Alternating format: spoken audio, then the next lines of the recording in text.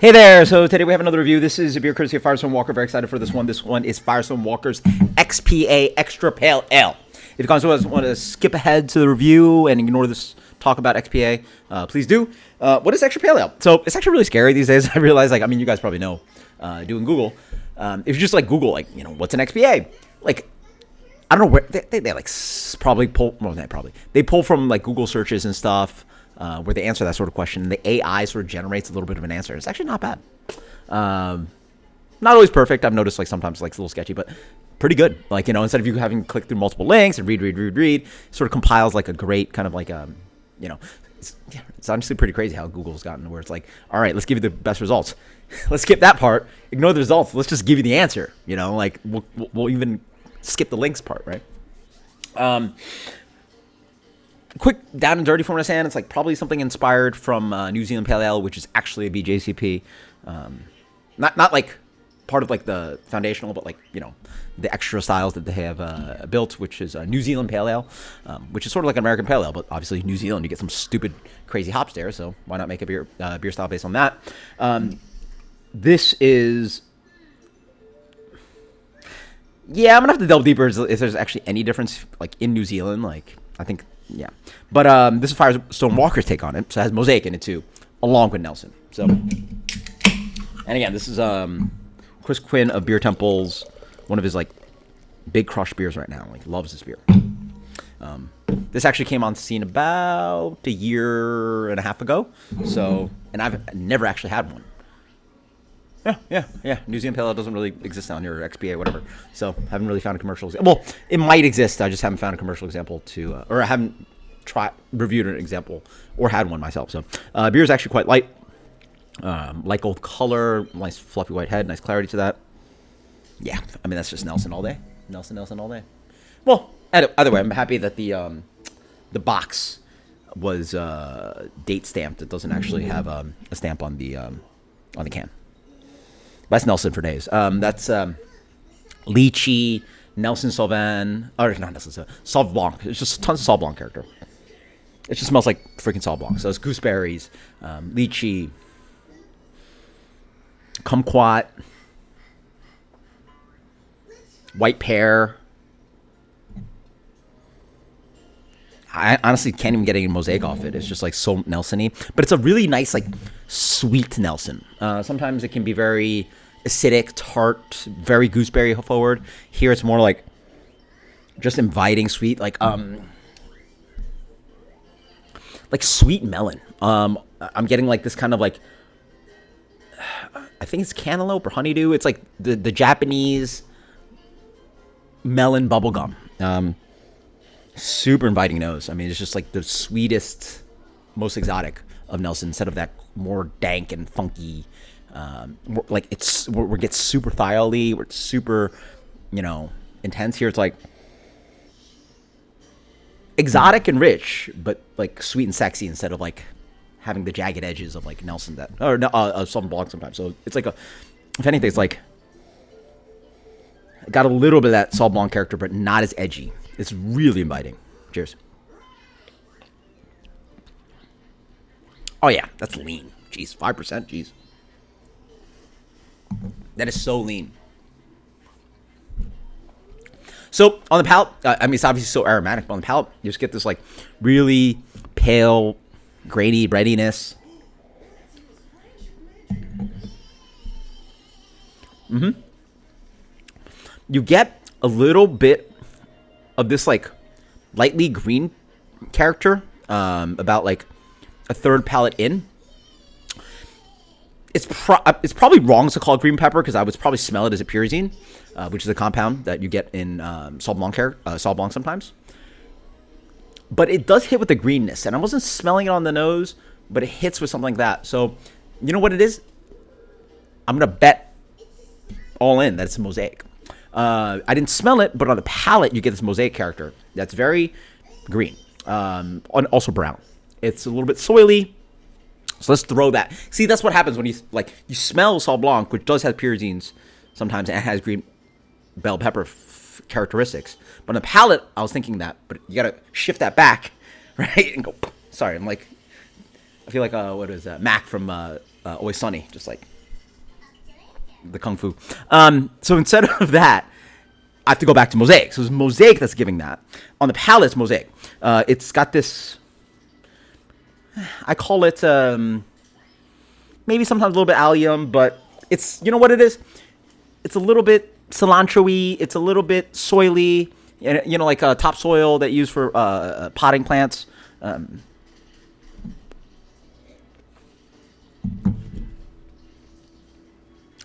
Herbaceous too.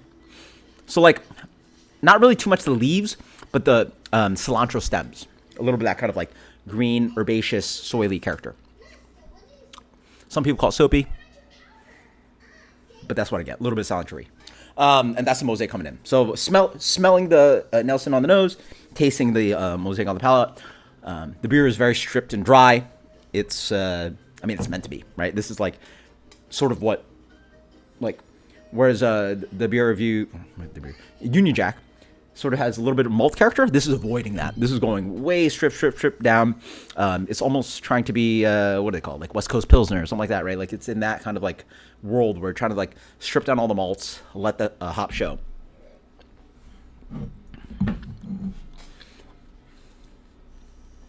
Yep.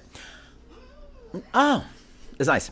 As I taste it more, the upfront Mosaic character gets has a nice juxtaposition with the Nelson that I was smelling.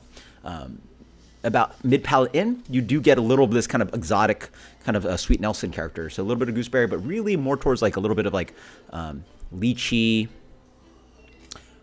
white peach, white like sweet Korean pear kind of note, right? Yeah. Bitterness. For a pale ale, 5%, this is a pretty decent, decently bitter beer. Doesn't really hit up front, but it lingers dry and bitter. I'd say medium to medium plus. Yeah.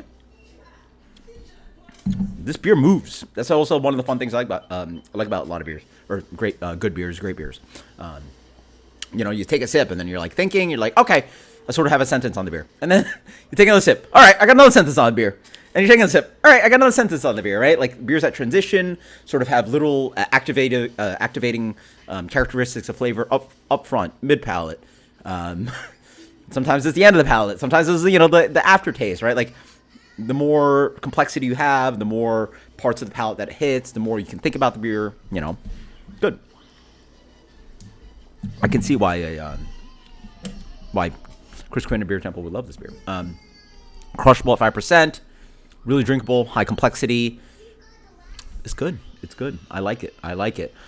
For me, it's a little bit too crushable. A little bit scary, right? Like, you see me. Sometimes I take small sips, like, and I've been taking small sips, but I'm slugging this guy. That's really good. Yeah.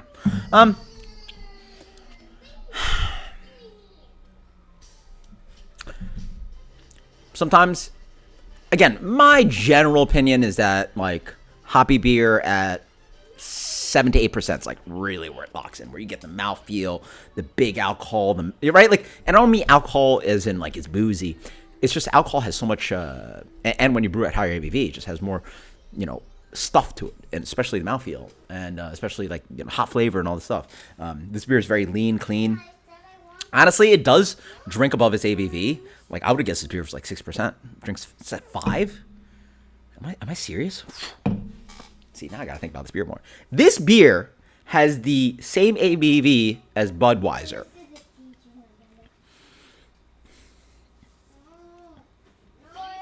I mean, like, it's honestly a little bit stupid. Like in different worlds of product. To get somewhere to this, right? Like the divergence of price to quality and complexity, sometimes just, you got to pay, man, right? Like, I'm trying to think of a good example. Like, like Well Whiskey, where it's like, what, like $10, for $7.50 or something. And then you get like a really nice bourbon for, $50, $100, $150, $1,000, right? So like the price complexity to like complexity to price ratio on a graph. This costs like if I lived in California, this costs 1.5 times like a 6-pack of Budweiser. Yeah, it has to be something like that. It can't be two. It can't be two. There's no way you can buy a 6-pack of Budweiser for $6 and this costs for whatever. It's somewhere between. It's probably around 1.5x. That's crazy. That's just wackadoodle. That's wackadoodle. It makes no sense.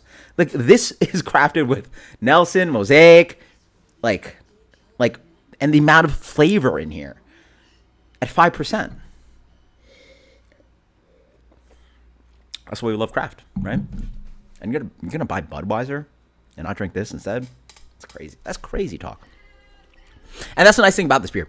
Some of the best beers are not only thinking beers, where we could write sentence, complexity. But, maybe on a night where you don't want to think about the beer, you take one big sniff, get the big aromatics, which is so nice, right? And then just forget about it and just drink it like this. Don't even pour it into a take. Big nose, and then just go like this. Oh, yeah. Yeah. And then you get big hop flavor. But then you can also just sip it and not think about it because it doesn't really distract you heavy. It's a nice, lean, dry, slightly bitter beer, or moderately bitter beer. Yeah, and a little bit of that soily character hits on the back end. This is fantastic. This might end up being one of the best beers of the year. It was really good.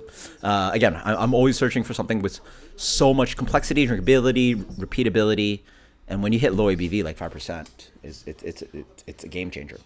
Yeah.